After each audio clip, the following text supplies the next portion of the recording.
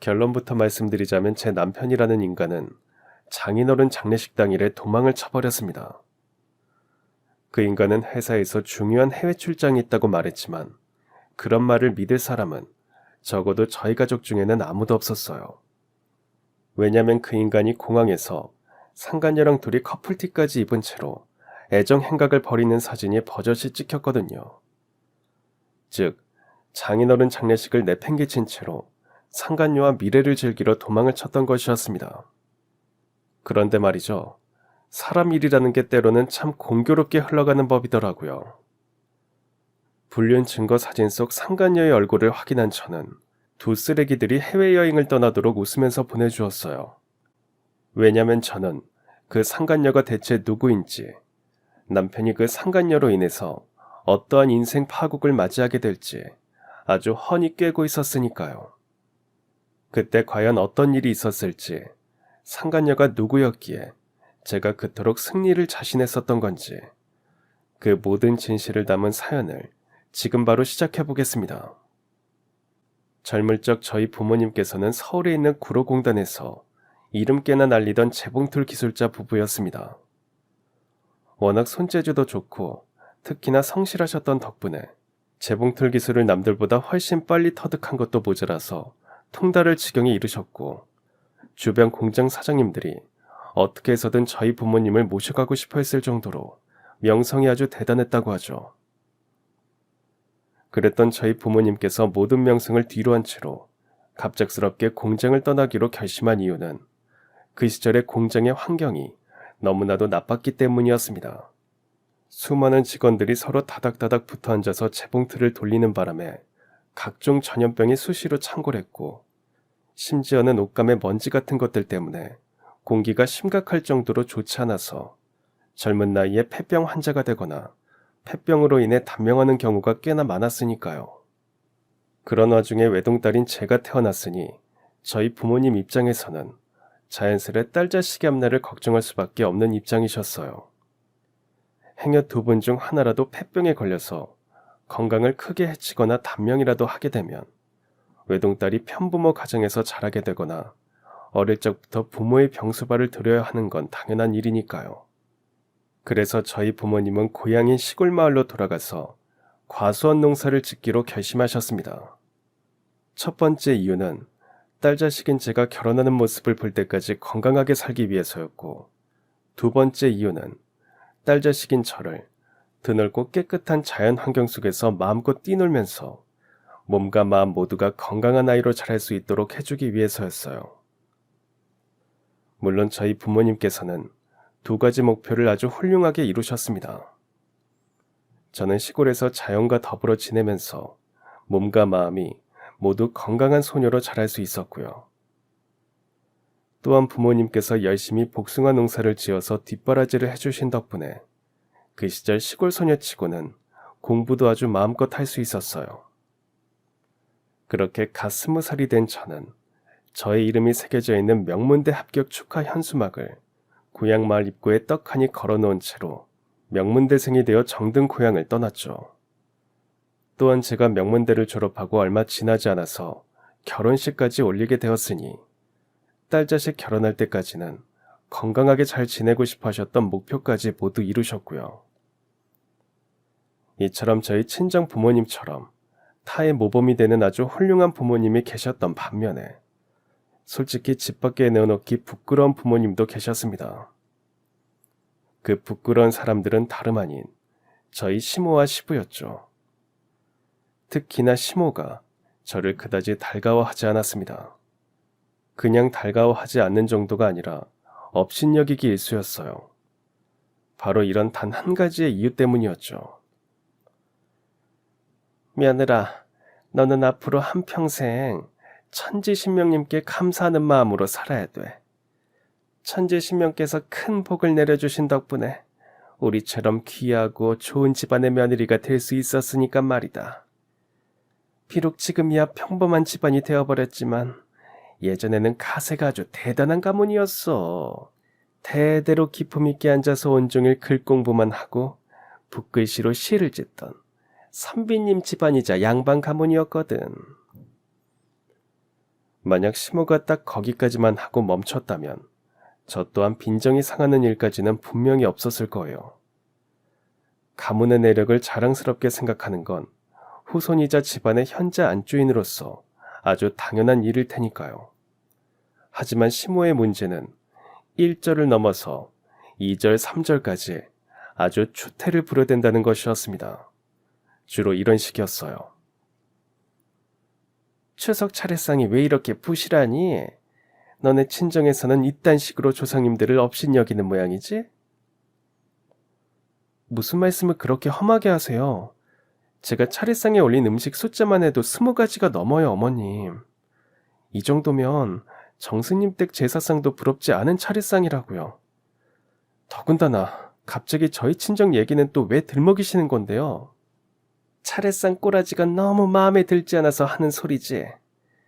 친정에서 조상님들 잘 모시는 법을 제대로 배우지를 못해서 일어나 싶기도 하고.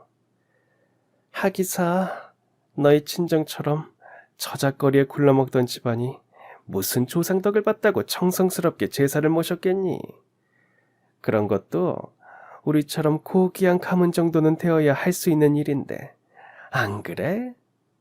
이처럼 시모는 무슨 얘기만 꺼냈다 하면 꼭 말끝마다 집안 유세를 떨어대는 것도 모자라서 수시로 저희 친정을 얕잡아보고 업신여기는 버릇이 있었습니다.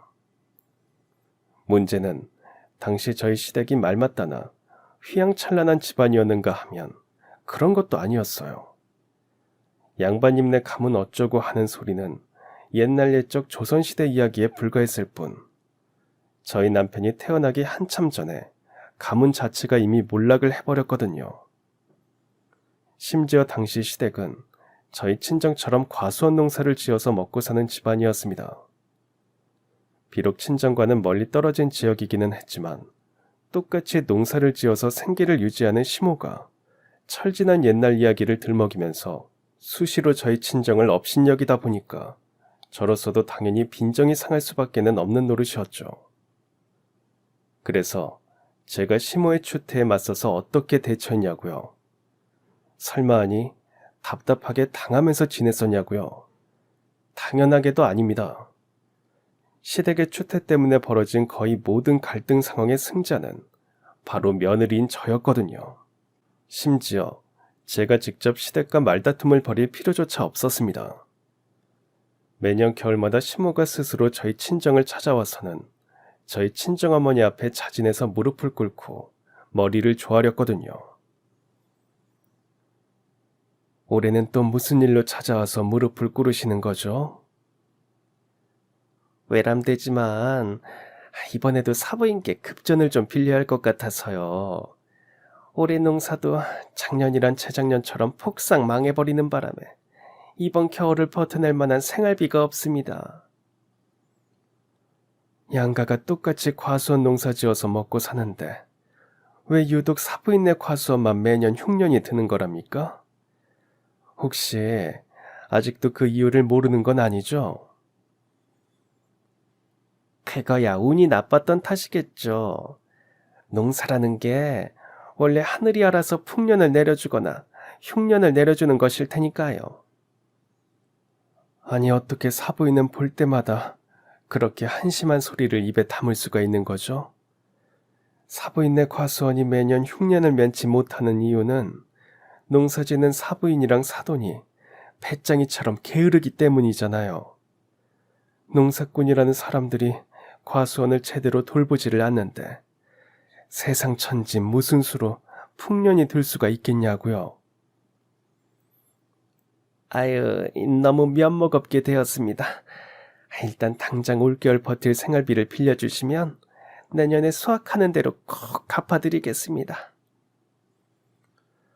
이렇듯 시모는 저희 친정어머니 앞에 매번 머리를 조아리며 생활비를 빌려달라고 두 손이 발이 되도록 싹싹 빌었습니다. 하지만 저희 어머니께서는 시모에게 쉽사리 넘어가 주지는 않았어요. 시모가 저에게 평소에 잘했다면 사돈지간의 생활비 정도는 흔쾌히 빌려줄 수 있는 노릇이겠지만 그런 것도 아니었으니까요.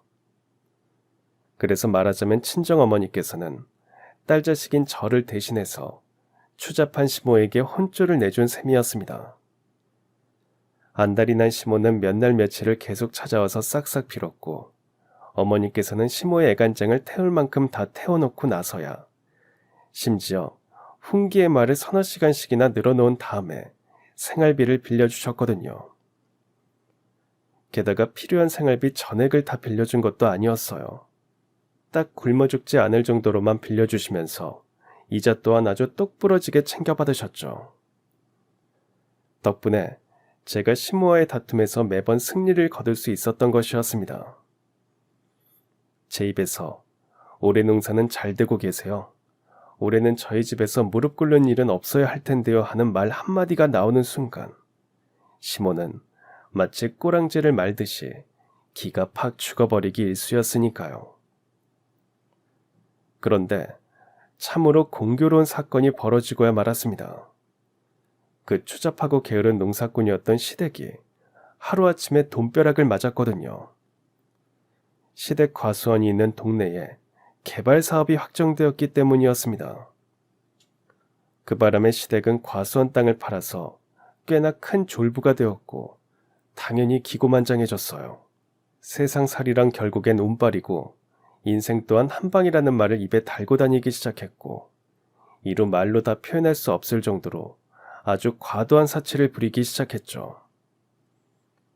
문제는 시댁이 맞은 돈벼락의 여파가 멀쩡히 직장생활 잘하고 있던 저희 남편에게까지 영향을 끼치기 시작했다는 것이었습니다.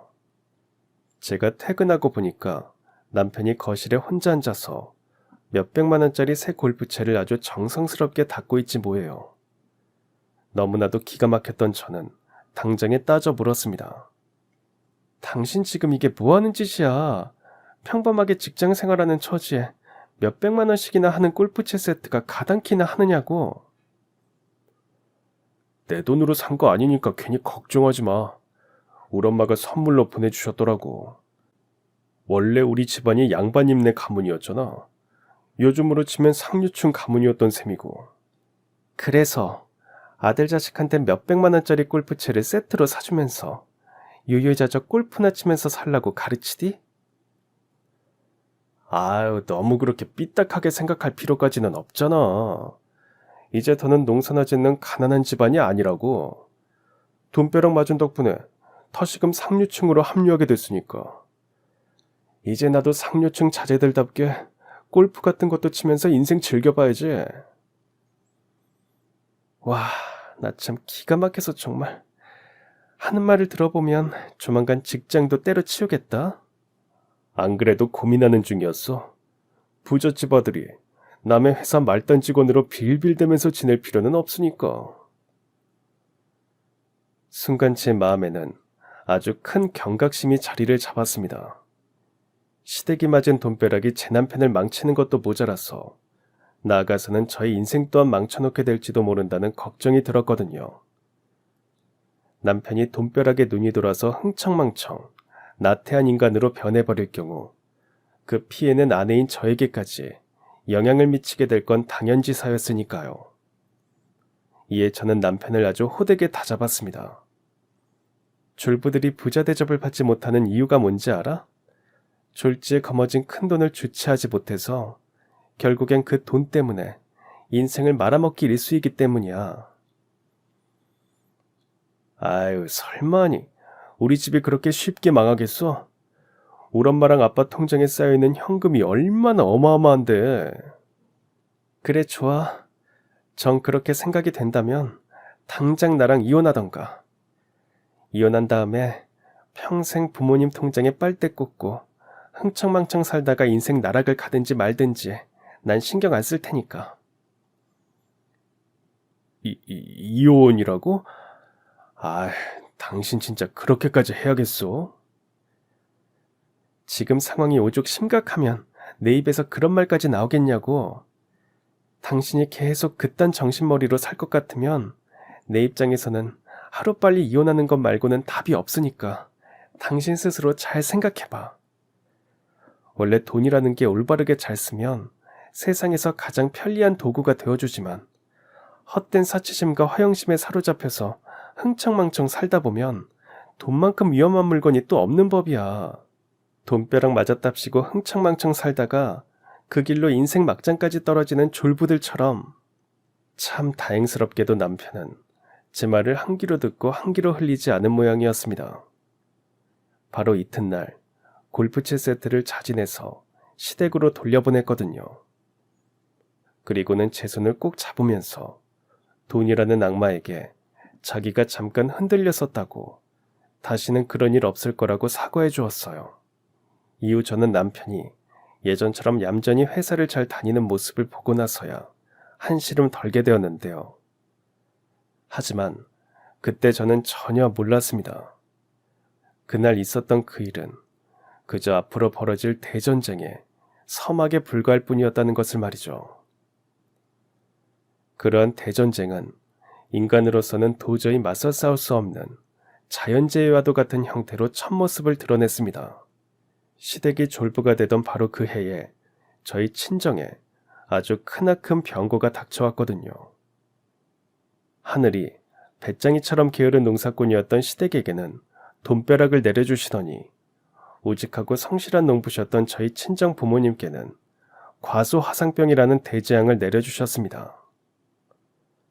먼저 과수화상병에 대해서 잠깐 설명을 드리자면, 과수화상병은 주로 과일나무에서 발생하는 아주 심각하고 위험한 전염병입니다. 가축에게서 발생하는 구제역이나 조류독감을 생각하면 애청자 여러분들께서도 이해가 쉬울 거예요.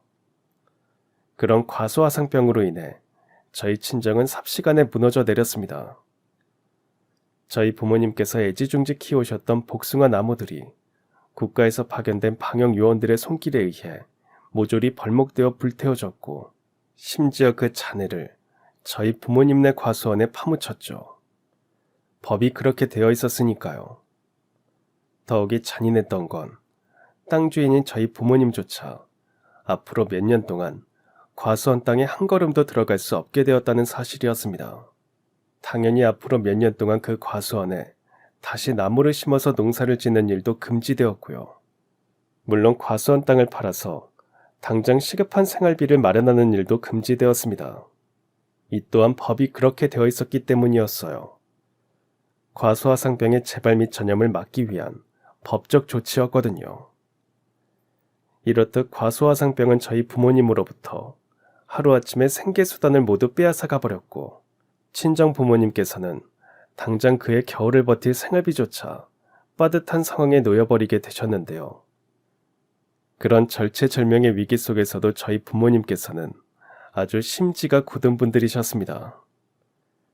아버지께서 부모 걱정으로 눈물 짓는 저를 다독이며 이렇게 말씀해 주셨거든요.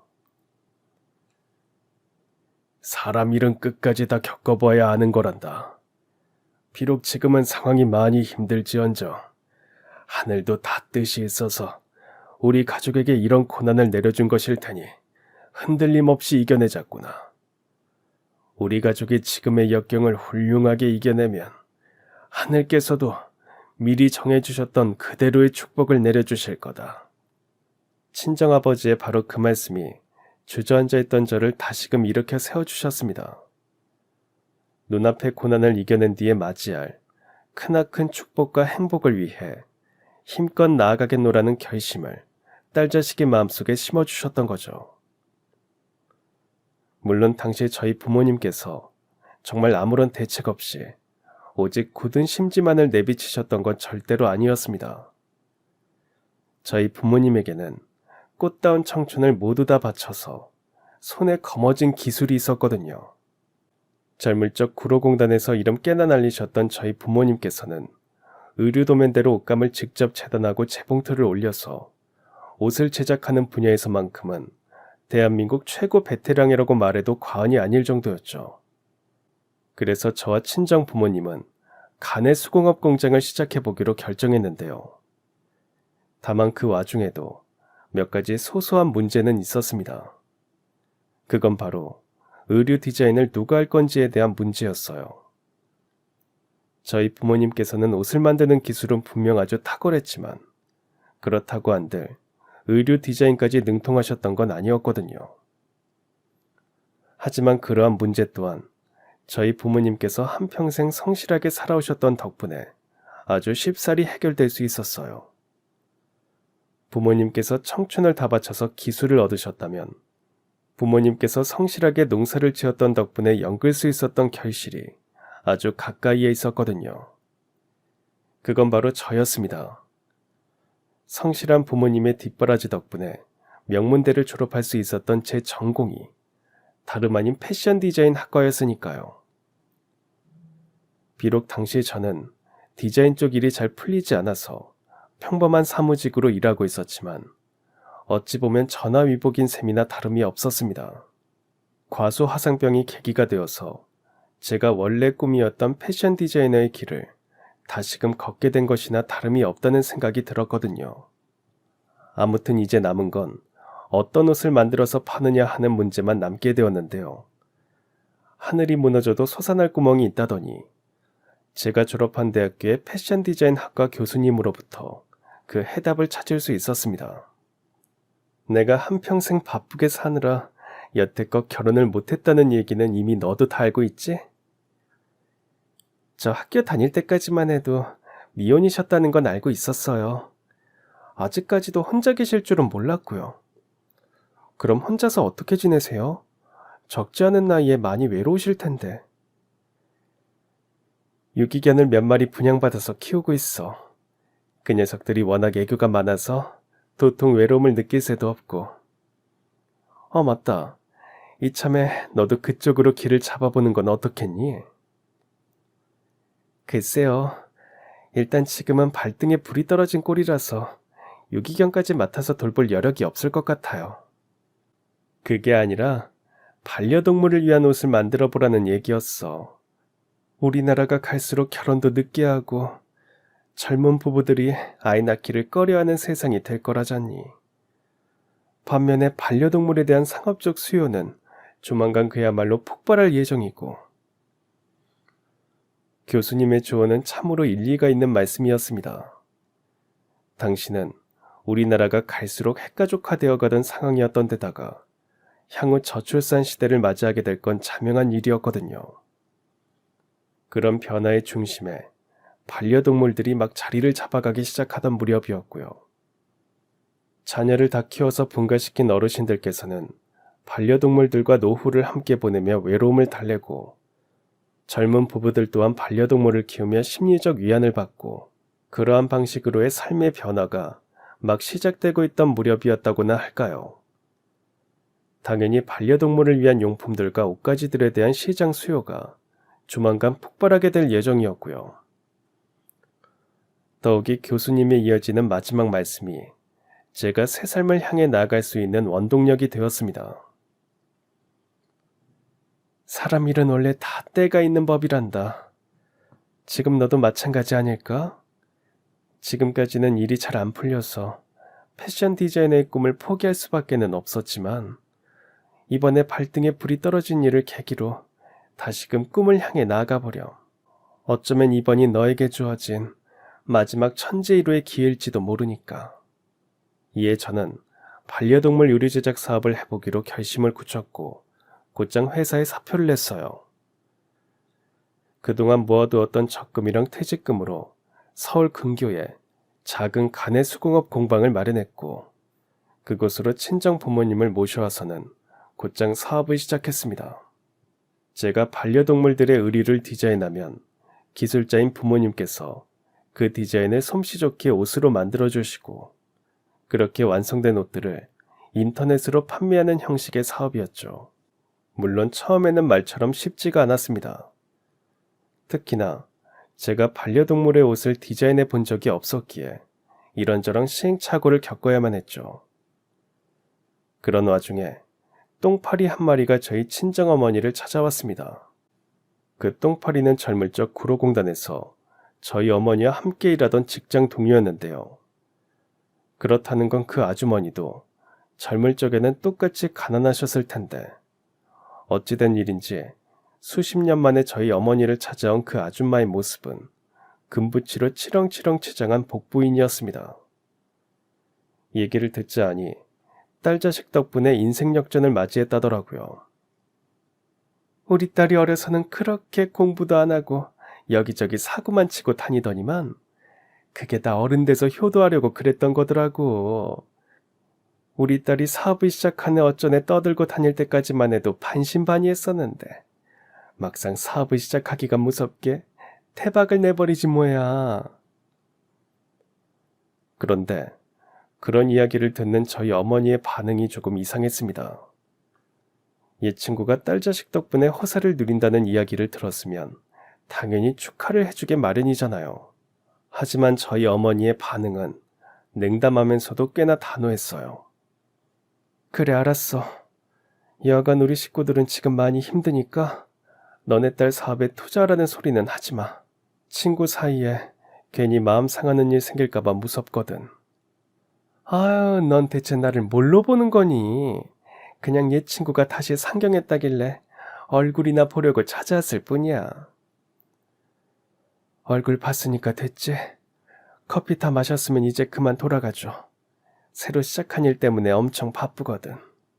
그러자 그 아줌마는 무언가 못마땅하는 표정을 지으며 조용히 떠나가는데요. 그제서야 저는 어머니께서 친구에게 왜 그렇게 냉담했는지에 대한 이유를 알 수 있었습니다. 혹시라도 저 옆에 내가 나를 다시 찾아오면 바쁘다는 말로 대충 둘러대면서 돌려보내. 행여 저 옆에 내 딸이라는 사람이 찾아오면 경찰을 불러서라도 얼른 쫓아내고. 왜요? 특별히 조심해야 하는 이유라도 있는 거예요? 공장 동기들 사이에서 말이 아주 많거든. 저 옆에 내 외동딸이 벌이는 사업이 피라미드 다단계라고 말이다. 동기들 중에 피해자들이 한둘이 아니야. 오늘 저 옆에 내가 나를 찾아온 것도 우리를 다단계로 끌어들이려는 심산이 분명하니까 앞으로는 절대 상종도 하지 말거라. 그렇게 말씀하신 어머니께서는 저에게 웬 휴대폰 사진을 하나 보여주셨습니다. 그날 저희를 찾아왔던 아줌마와 그 딸이 함께 찍은 사진이었죠. 그러면서 어머니께서는 정말이지 신신당부를 하셨어요. 두 여자의 얼굴을 꼭 기억에 새겨놓고서는 앞으로 어디서 만나게 되든 일절 말도 섞지 말라면서 말이죠. 당연하게도 저는 다단계에 휘말릴 생각 따위는 전혀 없었기에 사진 속 모녀의 얼굴을 아주 똑똑히 기억에 새겨놓았고 오직 저희 가족의 힘으로 집안을 다시 일으키기 위해서 참으로 열심히 일했습니다. 그랬던 덕분에 일이 조금씩 풀려나가기 시작했어요. 디자이너인 저까지도 부모님을 도와서 직접 재봉틀을 돌려야 할 정도로 주문이 꽤나 빠르게 그리고 많이 늘어나기 시작했습니다. 동시에 저희 남편도 회사에서 일이 잘 풀리는 것처럼 보였어요. 그동안 성실하게 근무한 공로를 인정받아서 중요한 업무들을 줄줄이 맡게 된 모양인지 먼 지방으로 출장을 가서 며칠씩 업무를 보고 귀가하는 일이 꽤나 많아졌죠. 그런 남편을 보며 저는 역시 이래서 사람은 성실하게 살아야 빛을 보게 되는 법이라는 생각이 자연스럽게 들더라고요. 당연하게도 저 또한 더더욱 열심히 일하기 시작했습니다. 자수성가의 길을 스스로 개척해 나가고 있는 남편에게 부끄러운 아내가 되지 않도록 말이죠. 그로부터 몇 년 뒤 저와 부모님에게 마침내 따스한 햇살이 제대로 내리쬐기 시작했습니다.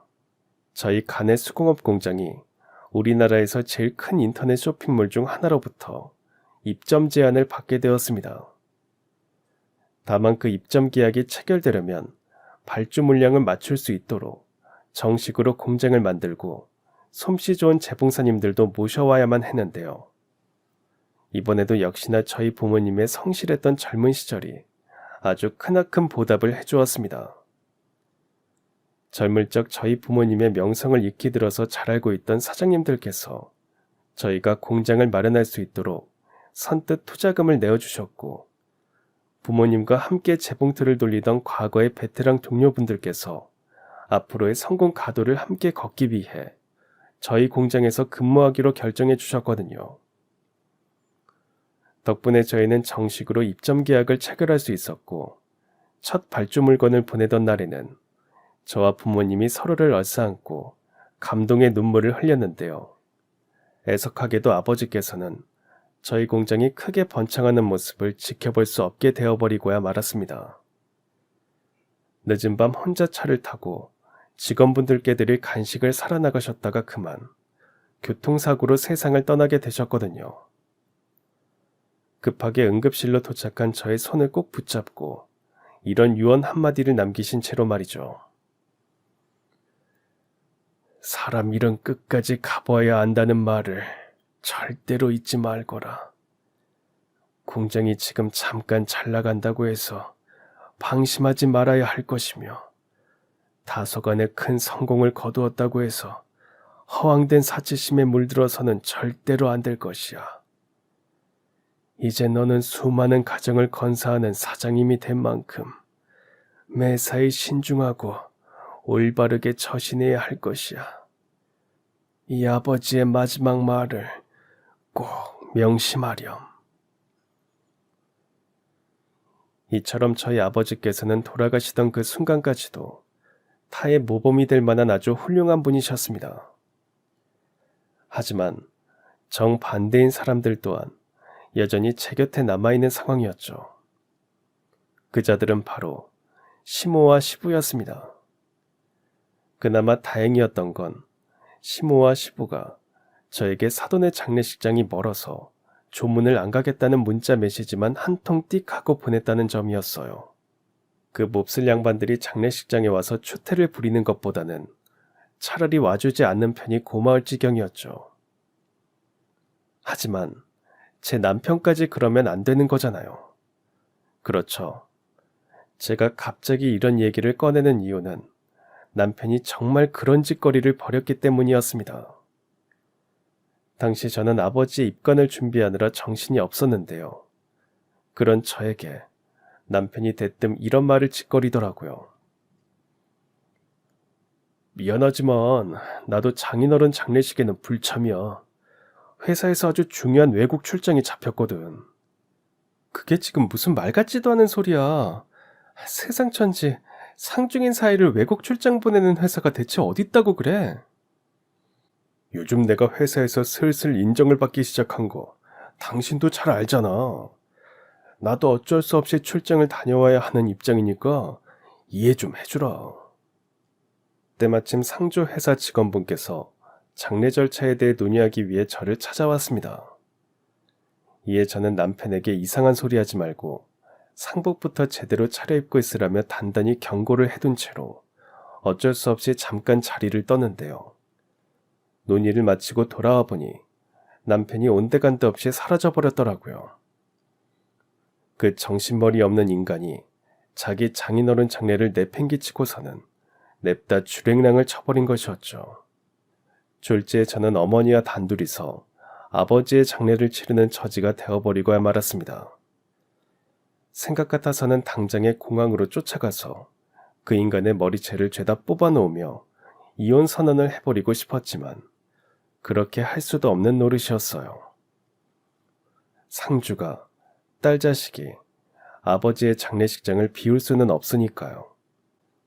다만 저는 속으로 이를 박박 깔며 장례를 마치는 즉시 이혼 소송장을 날리겠다며 다짐하고 또 다짐했는데요. 그런 와중에 제주도로 시집을 갔던 여고 동창생으로부터 전화가 왔습니다. 많이 힘들지. 나 지금 비행기 타고 김포공항에 도착했으니까 택시 타면 금방 도착할 수 있을 거야. 그니까 힘들어도 버티고 조금만 기다리고 있어. 알았어. 꿋꿋하게 버티고 있을 테니까 오는 길에 사고 당하는 일 없도록 조심해서 와. 그리고 너무 고맙다. 제주도에서 서울까지 그 먼 길을 한달음에 달려와주고.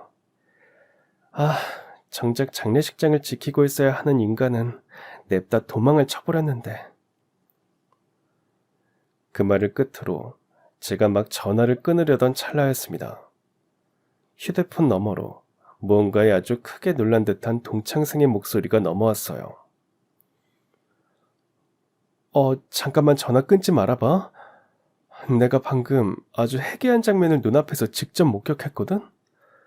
장례식장에서 도망쳤다던 사람이 혹시 너네 남편이야? 그걸 네가 어떻게 알았어? 어떻게 알기는 공항에서 너네 남편 봤으니까 알지. 심지어 너네 남편 웬 처음 보는 여자랑 커플티까지 맞춰 입고서는 서로 볼에 뽀뽀까지 해대고 아주 난리가 났더라고. 암튼 잠깐만 있어봐. 내가 다시 쫓아가서 사진 찍어서 보내줄게. 순간 제 머릿속에는 정말이지 오만 가지 생각이 다 스쳐 지나갔습니다.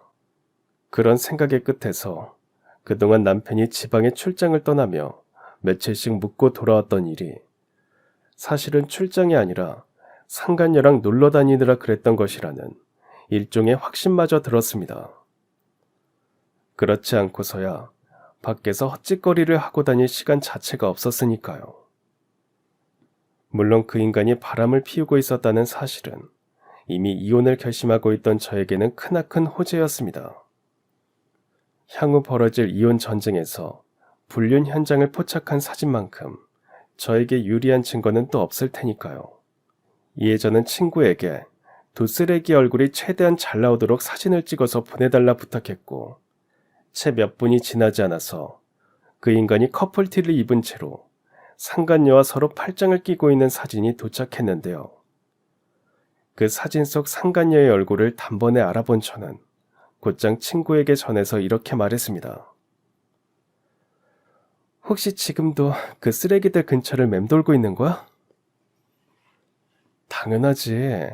지금 계속해서 지켜보고 있던 중이었어. 혹시 원한다면 말만 해. 당장 가서 내 손으로 직접 아주 박살을 내버릴 테니까. 아니야, 굳이 그럴 필요 없어. 지금 그 인간이 향하는 도착지는 꿀맛 같은 불륜 해외여행지가 아니라 불맛 같은 지옥의 한가운데일 테니까.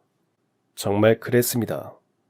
그때 제가 그 인간을 얌전히 해외여행 보내주었던 이유는 어차피 그 인간은 인생 패가망신을 면치 못하게 될 예정이었기 때문이었어요.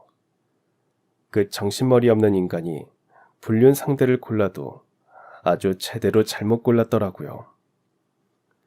아무튼 저희 아버지의 장례는 아주 순조롭게 잘 마무리되었습니다. 평소 워낙 세상을 잘 살아오셨던 덕분에 아주 많은 조문객분들께서 찾아와 주셨거든요. 몹쓸 시댁과 남편이라는 인간의 빈자리 따위는 전혀 느껴지지 않을 정도로 말이죠. 다만 그 인간과의 진정한 싸움은 이제 겨우 막이 올랐을 뿐이었습니다. 우선 그 인간은 저에게 이야기했던 출장 기간이 모두 지난 이후에도 집으로 돌아오지 않았어요. 누가 봐도 뻔한 상황이었죠. 출장 핑계로 장인어른 장례식에서 도망쳐서 불륜 여행을 떠난 뒤 여행을 마치고 돌아오는 그 즉시 그 위험한 상간녀와 새살림을 차려서 그 집에 눌러 앉아 버렸을 겁니다. 그래서 저희 집으로 돌아오지 않았던 거죠. 그러한 저의 추론이 모두 사실임을 확인하게 된 건 며칠 뒤 그 인간이 저에게 웬 사내 하나를 보냈기 때문이었습니다. 그 사내는 변호사였죠. 남편분께서 이혼 서류를 보내셨습니다. 서류를 잘 읽어보면 아시겠지만 협의 이혼 서류고요. 협의 이혼에 대한 조건이 아주 좋아요. 일이 생각보다 훨씬 빠르게 진행되는군요. 마치 미리 준비라도 하고 있었던 것처럼 말이에요. 저로서는 대답해드릴 수 없는 일입니다. 그러니 일단은 서류부터 잘 읽어보시죠. 이 정도 거액의 재산 분할에 이혼 위자료까지 지급해드리는 조건이면 아내분한테 아주 압도적으로 유리한 이혼이니까요. 아니요, 여기 적혀있는 정도로는 협의 이혼 서류에 도장을 찍을 수가 없겠습니다. 왜냐면 그 인간이 오랜 시간 동안 저를 속여왔다는 사실을 이미 모두 알고 있으니까요. 그렇게 저는 아버지의 장례를 치르면서 파악해낸 그 인간에 대한 추악한 진실들을 이야기하기 시작했습니다. 제가 알아낸 바에 따르면 그 인간은 출장 때문에 집을 자주 비웠던 것이 아니었어요. 오히려 그 인간은 저희 가족들이 간의 수공업 공장을 시작하던 무렵에 이미 저 몰래 회사를 그만두었고, 이후로는 제 앞에서는 매일 출근하는 척 하면서 뒤로는 자기 부모님한테 큰 용돈을 받아서 상간녀와 놀아났던 것이었죠. 그런 이야기를 대체 어디서 알게 되신 겁니까? 생각해보니까 이상하더라고요.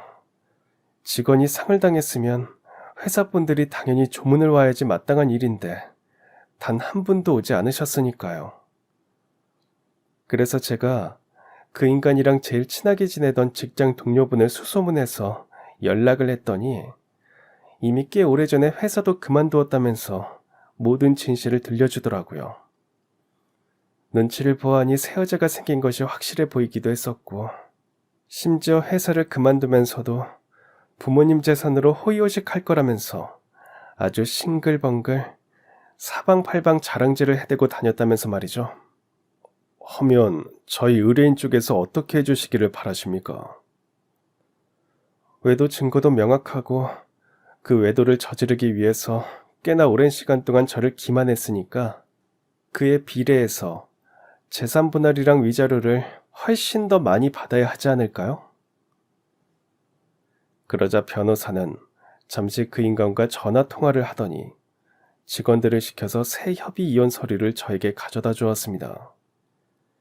이전보다 훨씬 많은 금액을 저에게 주겠노라는 서약이 담긴 서류였고, 졸부집 아들답게 그 금액은 정말 어마어마했어요. 이로써 저는 한 가지의 사실을 더 파악해낼 수 있었죠. 이혼 서류에 추가된 현금성 자산들은 그 인간의 재산이 아니라 그 집 부모님의 재산인 것으로 보이는데, 그렇다는 건 그 인간의 외도와 이혼에 그 집 부모들 또한 적극적으로 개입했다는 뜻으로 받아들여도 될까요? 예를 들자면 그 집 부모들이 거액의 돈을 써가면서 자기 아들을 하루라도 빨리 이혼시키고 상간녀랑 재혼시키려고 한다던가 말이죠. 죄송하지만 변호사로서 저희 의뢰인에게 불리한 발언은 할 수 없습니다. 불리한 발언이라는 건 지금까지 제가 파악해낸 얘기들이 모두 진실이라는 뜻이겠네요? 그 부분 또한 확답을 드릴 수는 없겠지만 아내분께서는 서류에 추가로 제시한 금액들을 통해서 무엇이 진실인지는 충분히 짐작하실 수 있으리라고 봅니다. 그것이 의뢰인 측에서 저에게 허락한 유일한 답변이기도 하고요. 사실이라는 말씀이로군요. 일단 알겠습니다. 저도 원래 이혼할 생각이었고, 이 정도라면 그 집안 입장에서도 사실상 뼈를 내어주는 조건의 이혼일 테니 지금 바로 도장 찍겠습니다. 이렇게 원만하게 합의를 해주셔서 감사합니다. 아니요, 그건 변호사님의 착각에 불과한 일이에요. 제가 도장을 찍어주는 이유는 어차피 제 손으로 그 인간을 무너뜨리지 않아도 그 인간은 시시각각 지옥을 향해서 스스로 걸어 들어가고 있기 때문일 뿐이니까요.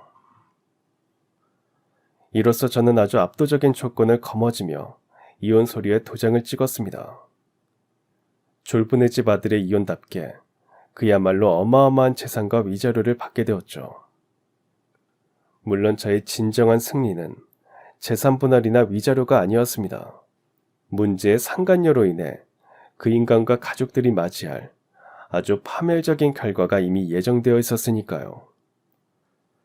제가 진정한 승리를 맞이하게 된 건 그 인간과 이혼한 뒤 딱 1년 6개월이 지났을 무렵의 일이었어요. 그 인간이 역시나 제 예상대로 거지꼴이 되어서 저를 다시 찾아왔더라고요.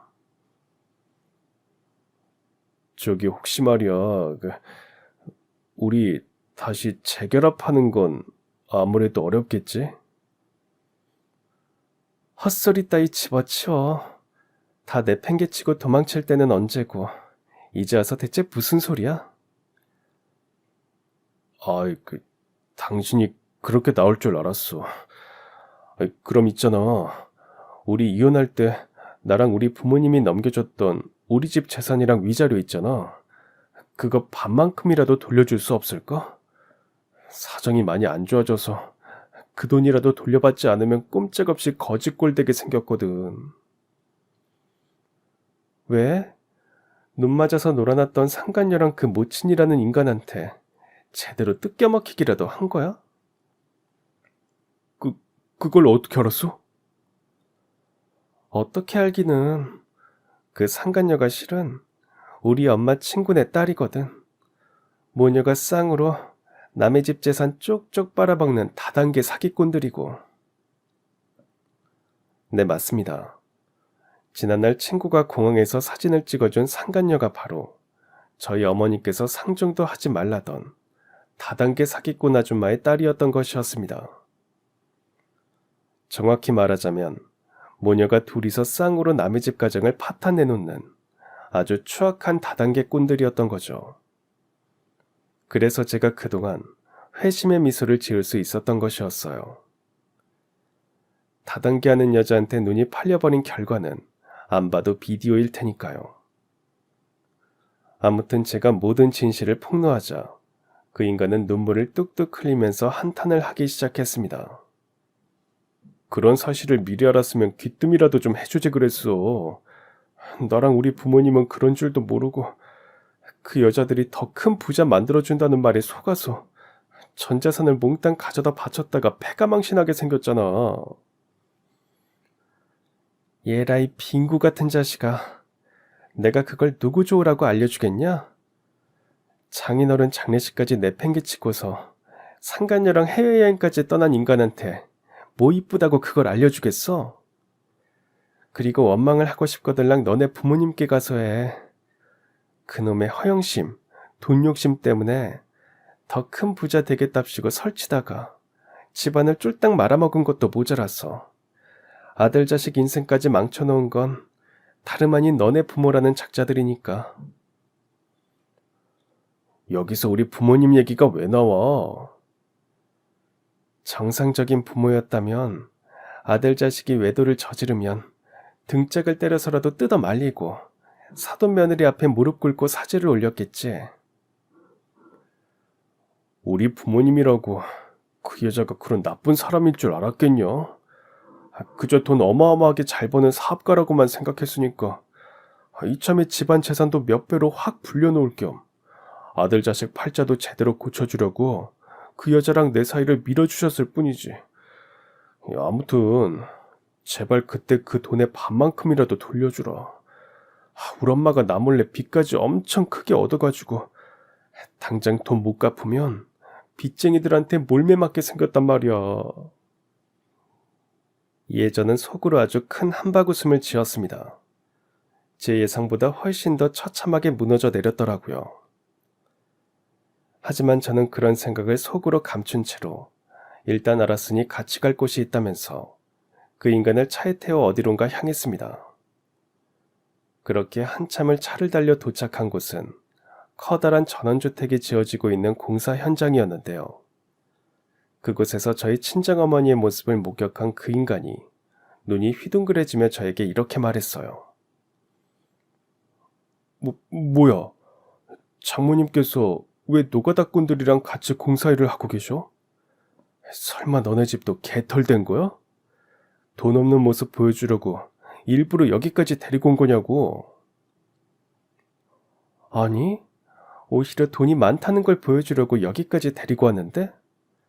지금 공사 중인 저 대저택이 나랑 엄마랑 둘이서 지낼 우리 집이거든. 아이고, 웃기고 있네. 돈이 많은데 장모님이 왜 노가다를 뛰고 있겠냐? 새 집을 지을 때부터 집주인 손길이 직접 닿아야 그 집에 사는 내내 복이 들어온다더라고. 우리 엄마는 지금 딸이 크게 자수성가해서 지어주는 새 집에 직접 정성을 들이고 있을 뿐이라고. 그게 정말이야? 이혼할 때 받은 돈을 흥청망청 써제끼다가 결국엔 개털된 거 아니고? 그건 너네 집 식구들이나 하는 짓거리고 나랑 우리 엄마는 달라. 이혼하면서 받은 재산들을 가장 뜻깊게 사용할 수 있는 방법을 엄마랑 같이 고민했고 돌아가신 아버지의 뜻도 이어받을 겸 장차 직원분들께도 더 많은 월급을 드리기 위해서 그때 그 돈 전부를 우리 회사에 투자하고 사업을 확장했거든. 그랬던 덕분에 아주 크게 성공할 수 있었고. 어찌 보면 아주 당연한 결과였습니다. 이혼할 때 받은 돈을 단 한 푼도 낭비하지 않은 채로 저희 가족과 직원분들의 미래를 위해 과감하게 회사에 투자했던 덕분에 아주 크게 성공할 수 있었으니까요. 아무튼 제가 크게 성공을 했다는 사실을 알게 된 그 인간은 내심 아주 크게 안심을 하는 눈치였어요. 저 정도로 성공한 사람이면 그 인간이 돌려달라고 하는 돈 정도는 쉽게 내어줄 수 있으리라고 생각했을 테니까요. 그래서 그 인간은 제 손을 덥석 잡으며 아주 환한 미소로 이렇게 말했습니다. 잘됐다. 아주 많이 축하해. 그럼 조만간 좋은 소식 기대해도 되는 거지? 빠른 시일 내에 내가 말했던 돈 돌려줄 수 있는 거지? 이에 저는 그 인간의 손에 딱 1,500원을 쥐어주고서는 비웃는 미소를 얼굴 한가득 머금은 채로 대답했어요. 1,500원 줄 테니까 멍석머리 안 하고 얌전히 보내줄 때 버스나 타고 조용히 돌아가는 게 어때? 뭐라고? 1억 5천을 줘도 모자랄 판에 1,500원? 그나마 거지 적선이라도 해줄 때 차비라도 받아서 썩 꺼지렴. 이 개밥으로도 못 쓸만한 인간 말중아. 그러자 격분한 그 인간은 지금 누구 놀리냐며 고함을 질러대기 시작했는데요. 심지어 그런 상황마저도 승리의 여신이 저를 향해 미소를 지어주더라고요. 그 인간의 고함 소리에 제가 있던 쪽을 돌아본 친정 어머니께서 공사장 인부 아저씨들을 향해 이렇게 외치셨으니까요. 저기 저놈이 제가 얘기했던 그 인간이에요. 장인어른 장례식장에서 도망쳐서는 외간 여자랑 해외여행을 떠났던 그 쓰레기가 바로 저 인간이라고요.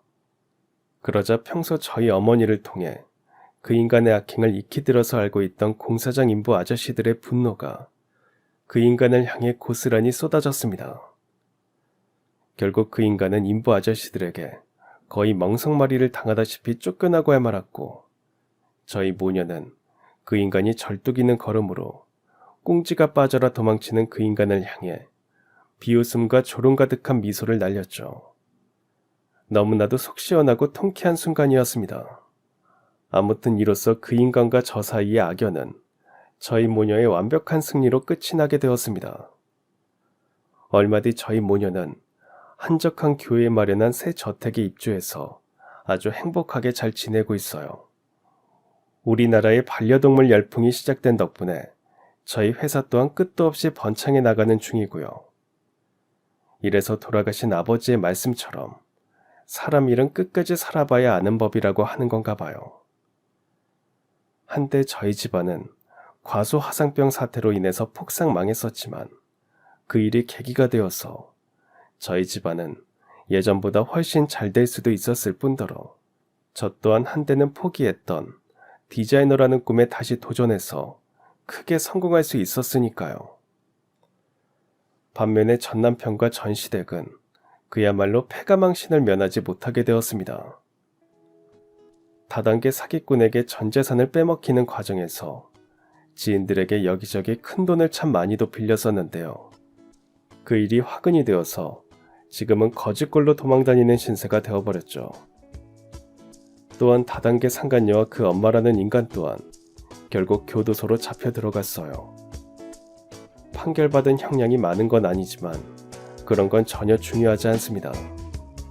오히려 교도소에서 나오지 않는 편이 훨씬 안전할지도 몰라요. 다단계로 인해 전 재산을 날린 피해자들이 사기꾼 모녀가 출소하는 날을 아주 이를 박박 깔며 단단히 벼르고 있으니까요. 그럼 지금까지 사연 들어주셔서 감사합니다. 사연이 재밌으셨다면 구독과 좋아요 부탁드려요. 감사합니다. 안녕히 계세요.